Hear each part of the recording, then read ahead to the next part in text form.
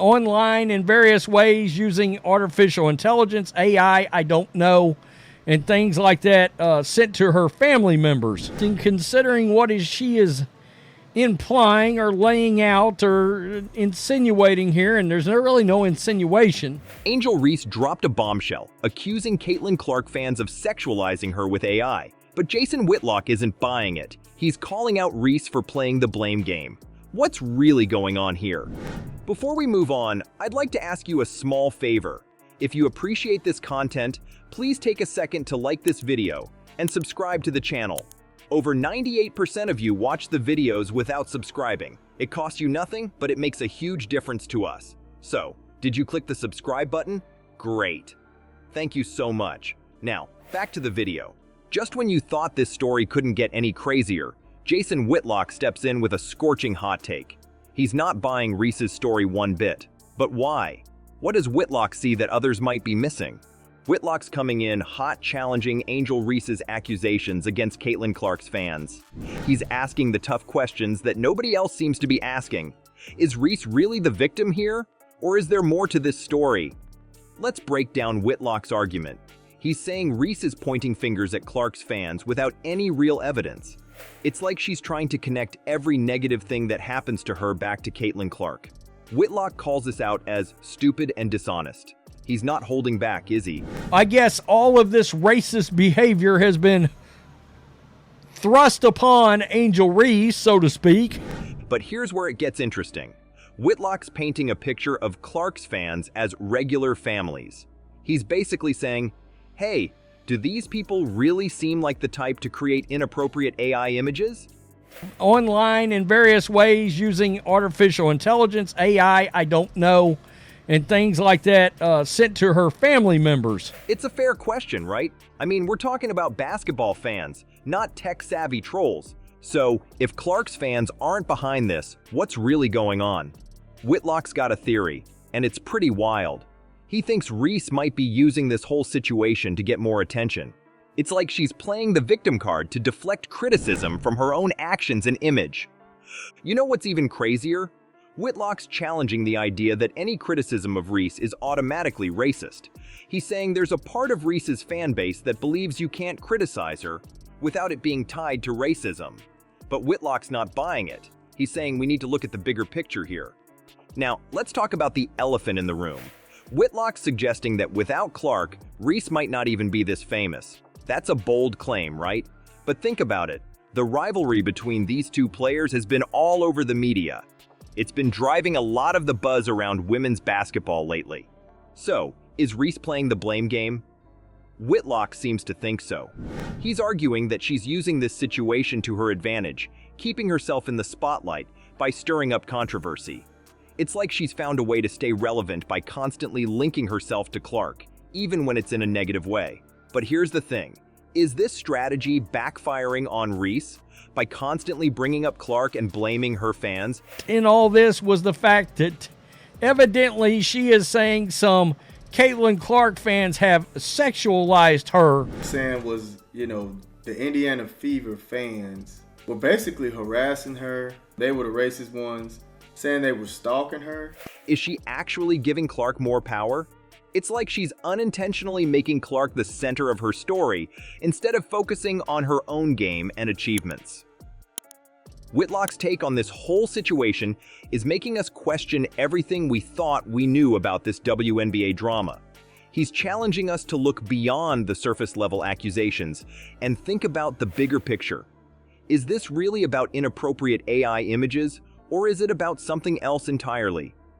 Remember when Reese said there was no hate between her and Clark? Well, that statement is about to get real interesting. Or is things being done to make Caitlin Clark fans look bad? Because what I've seen on TV, Caitlin Clark fans look like regular families. And considering what she is implying or laying out or insinuating here, and there's really no insinuation. We're diving into Reese's social media game, and trust me, it's a whole new ball game. So here's the deal.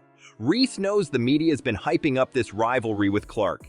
She's even acknowledged it herself. But then she turns around and blames Clark's fans for all the negative attention.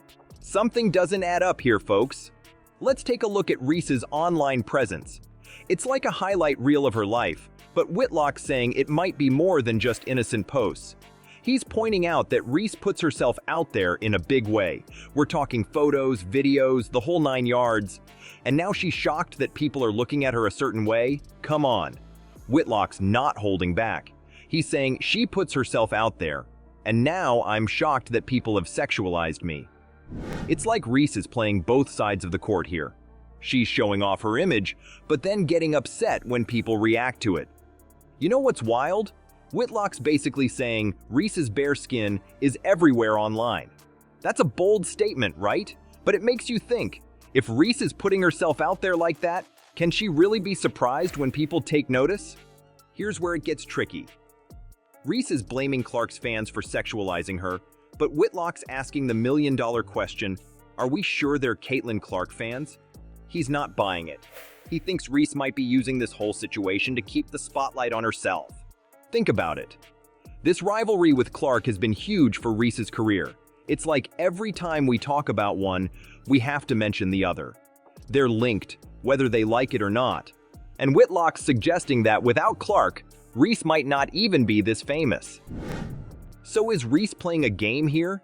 Is she using this rivalry and now these accusations to stay in the headlines? It's like she can't decide if she wants to be Clark's rival or her victim. One minute she's saying there's no hate, the next she's pointing fingers at Clark's fans. But here's the thing, is this strategy backfiring on Reese? By constantly bringing up Clark, even in a negative way, is she actually making Clark more popular? It's like she can't stop talking about her, and that's keeping both of them in the news. You've got to wonder if Reese realizes what she's doing. She's created this image of herself online, built up this rivalry with Clark, and now she's complaining about the attention she's getting. It's like she's trapped in a game of her own making. Just when you thought this couldn't get more intense, Reese drops the R word, racism. But Whitlock's not buying it. He's saying she's using it to dodge criticism. Is he onto something, or is this a whole new ballgame? Whitlock's coming at this from a totally different angle. He's challenging Reese's claims about racism head-on. You know what he said? I'm highly skeptical when people start throwing that card out there. That's a bold move, right? He's not just doubting Reese's story. He's saying she might be using racism as a shield to avoid taking heat for her actions. And decided to, in a broad bubble, a broad envelope, blame Caitlin Clark fans for all of this. Wait a second here. If you're going to blame anybody for sexualizing Angel Reese, then blame Angel Reese. That's a serious accusation. It's like he's saying, hey, not everything negative that happens to you is because of your race. But here's where it gets tricky. Whitlock's asking us to think about something bigger. Is all criticism of Reese really rooted in racism? Or is some of it just criticism? It's a tough question, but an important one. Think about it. When a player, any player, does something controversial, fans are going to talk. They're going to react. That's just part of being in the spotlight. But where do we draw the line between valid criticism and racism? Whitlock's pushing us to look at the bigger picture here. He's saying, how do you unpack Caitlin Clark fans are the reason people are making AI pictures of me? How do you get there? What does that have to do with Caitlin Clark? It's a fair question, right? This isn't just about Reese anymore. It's about how we talk about race in sports. It's about how we handle tough conversations. Are we quick to label everything as racism, or are we missing real instances of racism because we're too busy arguing about the small stuff? You know what's wild? This whole situation is making us question everything. We're not just talking about basketball anymore. We're talking about society, about how we treat each other, about how we react to controversy. Whitlock's take on this is making waves. He's saying we need to be careful about how we use the race card. Because if we use it too much or in the wrong situations, we might miss the real issues. It's like crying wolf. If you do it too often, people stop listening. But here's the million-dollar question. Are we letting important conversations about racism get muddied by personal disputes? That's what Whitlock's getting at. He's saying we need to be clear about what's really racism and what's just regular criticism or personal beef. This whole situation is like a mirror, reflecting back at us how we deal with tough topics. Are we ready to have these conversations? Can we separate personal issues from societal ones? That's the real challenge here.